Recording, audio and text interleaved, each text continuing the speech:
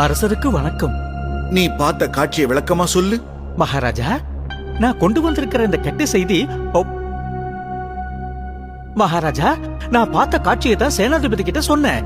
கிர்மாடாவுக்கும் போடக்பூர் சேனைக்கும் இடையில நடந்த போரை நேத்து பார்த்தேன். இப்ப வந்துட்டு போன தூதுவன் சொன்னதெல்லாம் உண்மைதான். போரே நடக்கலன்னு தான் சொல்லணும். போடக்பூரோட மிகப்பெரிய சேனை கண்ணிமைக்கிற நேரத்துல தோத்து போச்சு.